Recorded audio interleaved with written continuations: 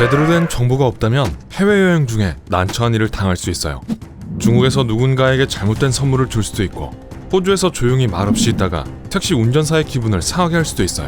하지만 전 세계 사람들이 어떻게 다른 모습으로 생활하는지를 배우는 것은 분명 흥미진진합니다.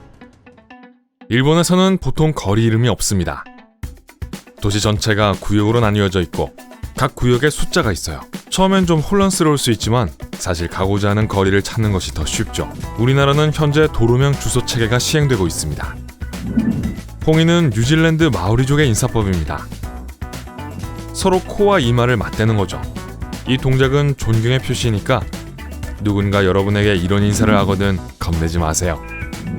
대부분의 나라에서 치킨은 보통 주요리입니다. 하지만 터키에서는 치킨이 인기 디저트에 사용됩니다. 우유, 쌀, 계피, 설탕, 닭고기로 만든 푸딩이죠. 콜롬비아에서는 핫초코와 치즈를 함께 드셔야 해요. 우리들 대부분이 초콜릿이 달콤하다고 생각하지만 고대 아즈텍과 마야인들은 초콜릿을 향신료와 곁들여 마셨습니다. 나중에 스페인 사람들은 설탕을 첨가했고 그것을 유럽으로 가져왔습니다.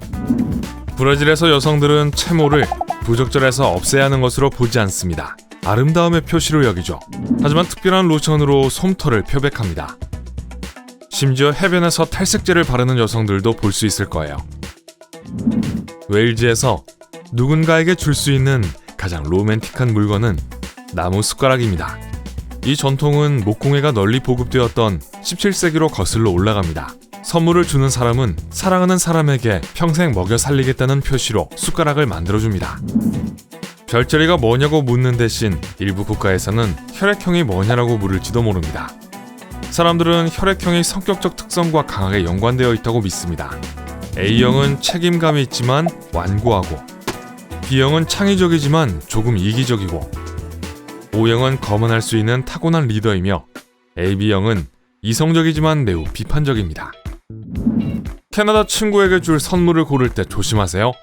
꽃을 주는 것은 강한 애정의 표시이며 사랑의 고백으로 오해될 수도 있습니다.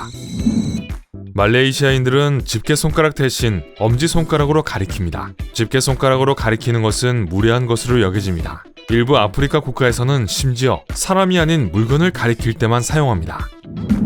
니카라구아 사람들은 입술로 가리킵니다. 가리키는 사람이나 물건에 키스하고 싶어서가 아니라 근처에서 무슨 일이 일어나고 있다는 것을 나타내기 위해 그렇게 합니다. 중동, 인도, 스리랑카, 아프리카 일부 지역에서는 인사, 돈 주고받기, 식사 때 왼손을 사용하는 것은 무례한 행동입니다. 그렇기 때문에 조심해야 하고 대부분의 경우 오른손을 사용하려고 노력해야 합니다. 스페인에는 낯선 사람에게 토마토를 던져도 괜찮은 날이 있습니다. 토마티나 축제는 8월의 마지막 수요일에 분율에서 열립니다. 매년 한 핀란드 마을에서는 와이프 안고 달리기 챔피언십이 열립니다. 선수들은 아내를 아는 채 장애물 코스를 통과해서 결승선을 통과하는 첫 번째 선수가 되도록 노력해야 합니다. 나이지리아 축하 행사에서 돈을 뿌리는 것은 흔한 전통입니다. 사람들은 사회적 지위를 과시하기 위해 돈을 뿌립니다. 제가 사는 곳에도 이런 행사가 있으면 좋겠네요. 그린란드, 캐나다, 알래스카의 원주민인 이누이트는 서로의 뺨이나 목에 얼굴을 대고 코를 비비며 심호흡을 합니다. 만약 누군가가 그린란드에서 여러분의 냄새를 맡는다면 걱정하지 마세요. 여러분을 좋아한다는 거예요. 스코틀랜드에는 블랙 크닝이라는 전통이 있습니다. 친척들과 친구들이 모여 신랑과 신부를 진흙과 상한 음식으로 뒤덮습니다. 이들은 그렇게 함으로써 결혼을 더 강하고 행복하게 만든다고 믿습니다. 그렇군요. 독일에서는 행복한 부부와 가장 가까운 부부가 접시와 그릇을 깨뜨리고 곧 신혼부부가 될 사람은 그 난장판을 말끔히 치워야 합니다. 독일인들은 그것이 이 두 사람이 함께 일하고 서로의 노력에 감사하는 법을 가르친다고 믿습니다. 칠레에서 줄서기는 외부인에게는 혼란스러울 수 있습니다. 줄이 하나만 있는 게 아니라 3개입니다. 첫 번째는 주문하는 줄, 두 번째는 돈 내는 줄, 세 번째는 주문한 것을 가져가는 줄입니다. 태국 로프리에서 현지인들이 성대한 축제를 준비합니다. 원숭이를 위해서요. 매년 3톤의 과일과 야채가 쌓이고 동물들은 축제를 즐깁니다. 이 축제의 이름은 다름 아닌 원숭이 뷔페 축제입니다.